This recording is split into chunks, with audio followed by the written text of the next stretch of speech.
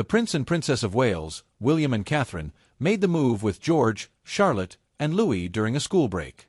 Reports say the British royal family has always been a fortress of secrets, a gilded institution where whispers travel faster than headlines and dignity is worn like armor. But in early November, behind the immaculate walls of Buckingham Palace, something happened that shattered the silence in a way no palace statement could contain. 3 tiaras gone without permission, without warning, without a single word of apology, and when Prince William found out what had been done to his wife, the woman he had sworn to protect, the future Queen of England, the calm, composed facade that the palace had spent years carefully constructing cracked. Stay with me because what unfolded over these extraordinary days is one of the most jaw-dropping episodes in recent royal history. We're talking about a confrontation in a palace corridor, a vault accessed without consent, a royal tiara secretly intended for a non-royal, and a moment inside King Charles's private chambers that left everyone in the palace completely breathless. And here's the question I want you to keep in mind as we go through this.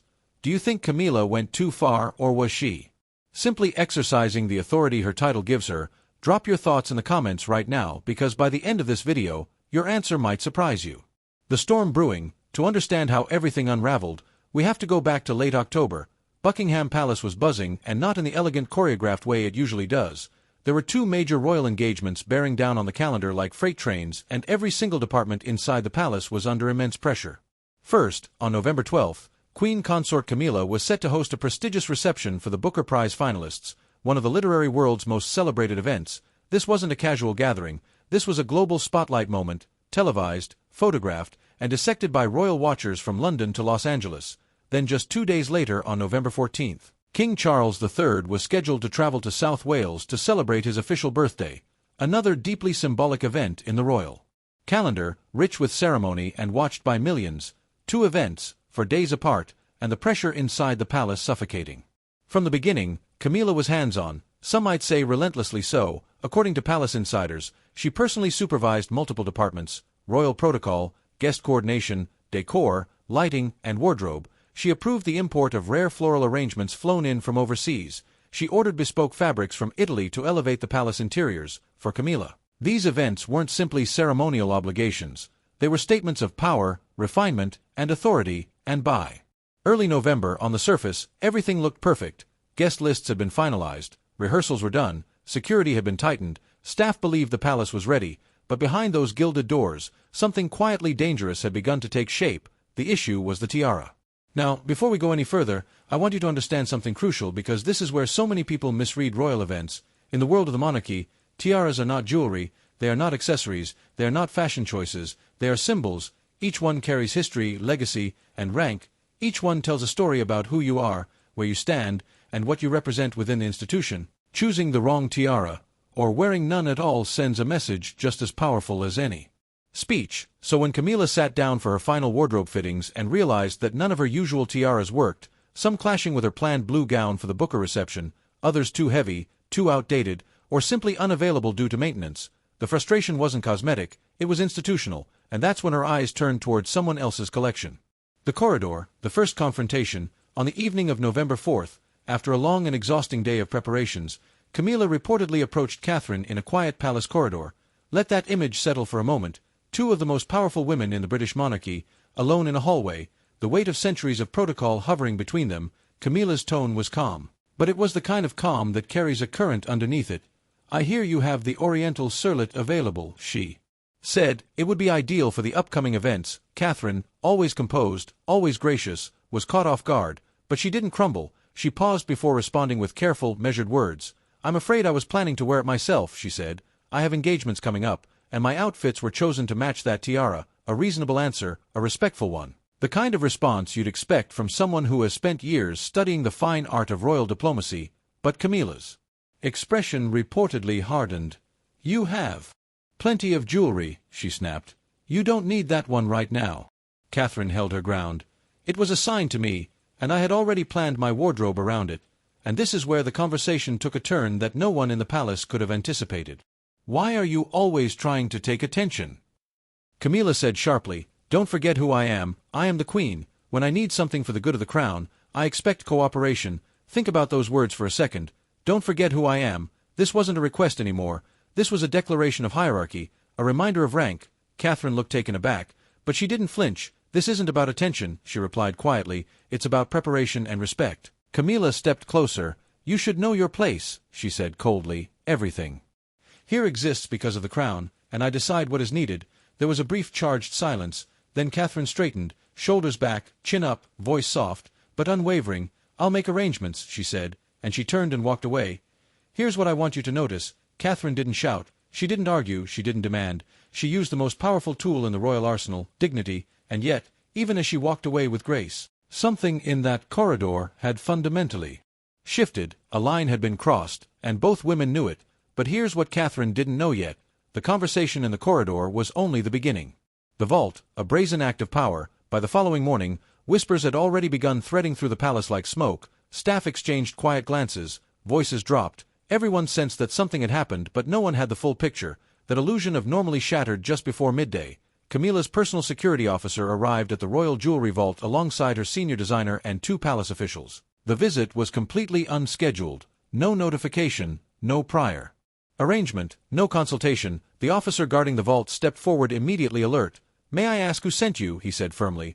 These items are logged under the Princess of Wales. Camilla's designer didn't hesitate.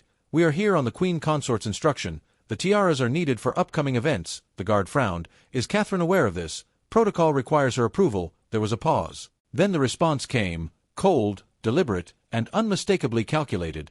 Catherine is not the Queen. Let that land. Catherine is not the Queen. It wasn't just an answer. It was a statement designed to shut down any further resistance, and it worked. With visible discomfort, the guard signaled for the vault to be opened. What happened next left the palace reeling. The first tiara removed was the Oriental circlet, the very piece at the center of the corridor conversation just hours before. But the removal didn't stop there. 2 more of Catherine's tiaras were taken, the Cambridge lover's knot, famously worn by Princess Diana, one of the most emotionally charged pieces in the entire royal collection, now so strongly associated with Catherine that many consider it her signature tiara, and the lotus flower tiara, a lighter, elegant piece that Catherine had worn at multiple formal occasions throughout her life as Princess of Wales. 3 tiaras, all removed without Catherine's knowledge, all logged under Camilla's authority, all sent for fitting and styling. By the time senior aides learned what had happened, the mood inside the palace had changed. This wasn't a simple borrowing. This wasn't a practical solution to a wardrobe problem. To many who witnessed it, this felt deliberate, targeted, a message dressed up as necessity. And now, let me ask you this. If you were in Catherine's position, if someone walked into your office, took 3 of your most prized possessions without asking, and justified it with, I outrank you, how would you feel? Tell me in the comments, because Catherine's reaction is going to surprise you. The revelation, a secret that changed everything. The news reached Catherine at exactly 4:30 in the afternoon. She was in her private sitting room when Mr. John Harrington, the long-Irving head of the Royal Jewelry Vault, was quietly shown in. His face was tense. His posture was stiff. The moment Catherine saw him, she knew. He explained everything, the unscheduled visit, the instructions issued in Camilla's name, the removal of not 1 but 3 tiaras, all without a single word to Catherine. As he spoke, Catherine's face tightened, her hands clenched in her lap. She took them, Catherine said, her voice low and controlled. Without my consent? Yes, Mr. Harrington replied. I raised concerns. I asked whether you had approved it. For a brief moment, anger flashed across Catherine's face, raw and unmistakable, but years of royal training, years of discipline and grace under fire took over almost instantly. She straightened, she breathed, she nodded. Thank you for telling me, she said calmly. You did the right thing. After he left, Catherine sat alone. The anger was there, but beneath it was something deeper, disbelief. An hour later, she went to Camilla's office. The Queen Consort was surrounded by her dresser, her designer, 2 senior aides. The room fell completely silent the moment Catherine walked in. May I speak with you? Catherine asked, her tone firm but controlled. Camilla looked up, irritated. Say it here, she replied. I have nothing to hide. What followed was a confrontation witnessed by staff. Catherine asked why her tiaras had been taken without permission. Camilla responded by questioning whether Catherine was behaving as though she were already queen. Catherine spoke of protocol and respect. Camilla laughed, not warmly but sharply, and said, Respect? You seem to forget who wears the crown now. I am the queen. I don't ask, I decide. This isn't about power, Catherine replied. It's about boundaries. Camilla leaned back. You're mistaken. It's always about power. Catherine stood in front of a room full of staff, her dignity publicly challenged, her authority openly dismissed. Still, she didn't raise her voice. She didn't crumble. You took 3 tiaras, she said slowly. Not 1. That was unnecessary. Camilla's eyes narrowed. I took them. Because I could. Catherine inhaled, then quietly, with more restraint than most people could ever muster, she delivered her final words. "Then understand this will not be forgotten." She turned and walked out, calm on the surface, trembling beneath it, but even that wasn't the worst of it. That evening, a discreet knock sounded at Catherine's door. It was Lady Elena Whitmore, a senior palace aide known for her loyalty to protocol. She'd received information from a member of the wardrobe team. The lotus flower tiara, one of the 3 taken from the vault, wasn't being prepared for royal duty at all. It was being dressed for Camilla's granddaughter, a private appearance, no official event, no royal function, no connection to the crown whatsoever. Catherine sat completely still as the words landed. A royal tiara with all the history, symbolism, and institutional weight it carried was being borrowed for personal family use, for a non-working royal, not for the crown, not for duty, for a private moment of glamour. This wasn't about necessity, Catherine said softly. It was a message, and that message cut deeper than anything that had happened in the corridor. She was here because boundaries matter. Because an institution built on protocol cannot selectively apply that protocol. She was here because dignity did not mean silence. And she was here because William was beside her. Then footsteps. King Charles appeared, a folder under his arm, and stopped the moment he saw them. William. His eyes moved immediately. Catherine. Good morning, Father. We needed to speak with you. Charles studied their faces, the stillness, the quiet resolve sitting just beneath the surface. He had spent decades reading rooms. He could see in a single look that this was not a social call. "All right," he said. "Come in." The reckoning. Inside King Charles's study. The door to King Charles's private study closed behind them, shutting out the rest of the palace. Charles set his folder aside and gestured for them to sit. "What's going on?" William waited until Catherine was seated. Then he spoke. "This concerns a serious breach of protocol," he said calmly. Charles frowned. "Go on." Catherine inhaled slowly. Her voice was steady, though it cost her something to make it so. "Yesterday," she began, 3 tiaras under my care were removed from the vault without my knowledge or permission." Charles turned sharply toward her. "Without your permission?" "Yes, sir. Including the Oriental circlet, the Cambridge lover's knot, and the lotus flower tiara." Charles's expression tightened. "Who authorized this?" William's answer was quiet, direct, unambiguous. "Camilla." The word settled into the room like a stone into still water. Charles was silent for a moment. "Then I assume there's more." Catherine nodded.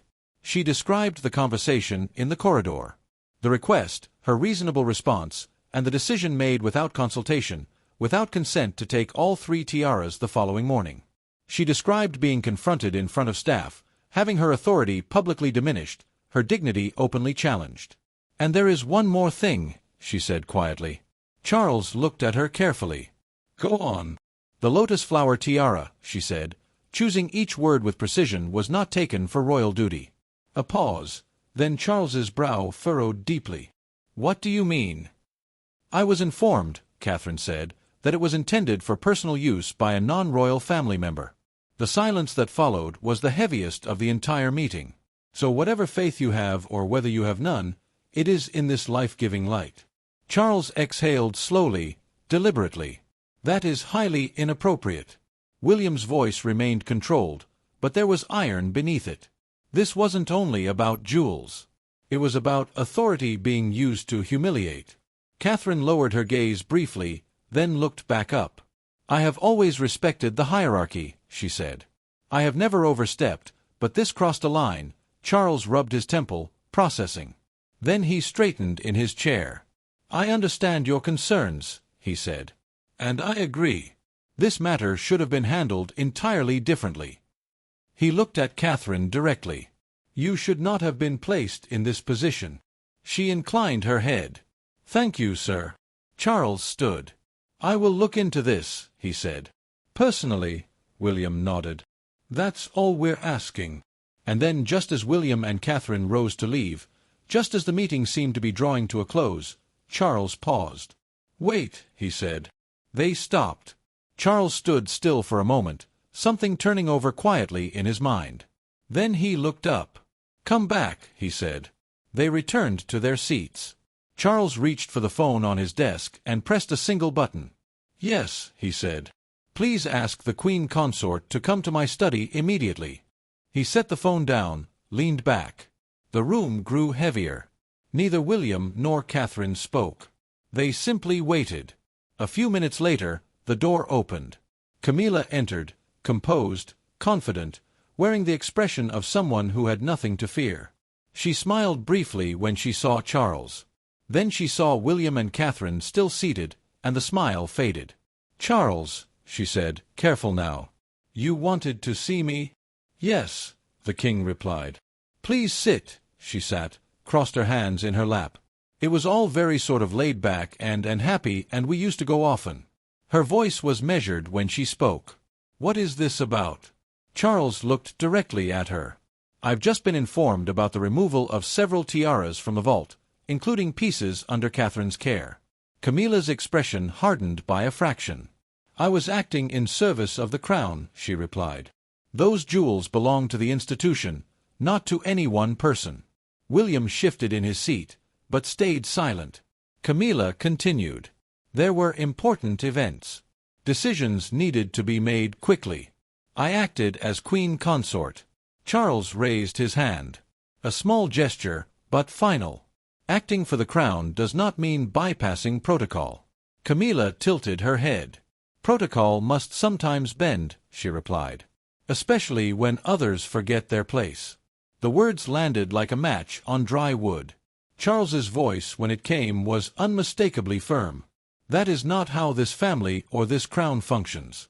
Camilla opened her mouth. Charles spoke again before she could. "This matter is a dent to the image of the royal family," he said. "It is an insult to Catherine. It should never have happened." Camilla stiffened. With immediate effect, Charles continued, his voice leaving no room for debate. "All 3 tiaras will be returned to the vault. There will be no exceptions." He paused. Then he delivered words that no one in the room had expected to hear.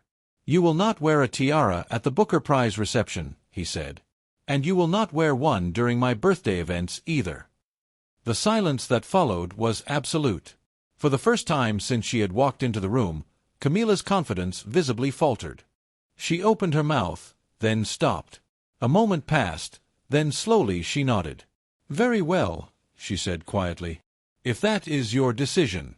I don't want to be scared too much, but it's that sort of friel, isn't it? I've just been a little bit frightened." "It is," Charles replied. He turned to Catherine, his expression softened. "I'm sorry you were placed in this position," he said. "It should not have reached this point." Catherine held her composure beautifully. "Thank you, sir," she said. William added simply, "We appreciate you addressing it." Charles nodded. "This ends here. The aftermath. What the world saw without knowing why." Within hours, palace staff confirmed that all 3 tiaras, the Oriental Surlet, the Cambridge Lover's Knot, and the Lotus Flower Tiara, had been returned to the vault by midday. The matter was handled quietly, efficiently, and without a single official statement. But here's where it gets fascinating. Because what the world saw next told the story without telling the story. When the Booker Prize reception took place days later, viewers and photographers noticed something unusual. Camilla appeared without a tiara. Instead, she wore an elegant sapphire necklace and matching earrings. It looked to the untrained eye like a deliberate modern style choice. Royal commentators speculated enthusiastically, some suggesting she was embracing a contemporary approach, others hinting at personal preference. None mentioned the real reason. The same absence repeated itself during the king's birthday events. Again, no tiara. Again, quiet speculation. Again, not a single official explanation. Inside the palace walls, however, the truth was known by everyone who mattered. And then came the moment that crystallized everything. Weeks later, at a formal state banquet, Catherine stepped into the room wearing the Oriental Surlet tiara. It rested lightly on her head, delicate, refined, commanding. Photographs spread immediately. Commentators praised its elegance. The public responded with warmth and admiration. But Catherine didn't wear it for beauty.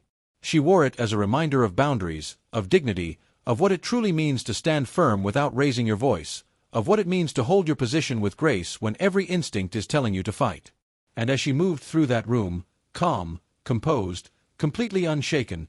Those who knew the full weight of what had happened understood something that would never make it into any official caption or palace press release. Some crowns are not seized. They are not demanded or taken by force of rank. They are not worn as a display of power over someone else. Some crowns are earned quietly, steadily, with dignity.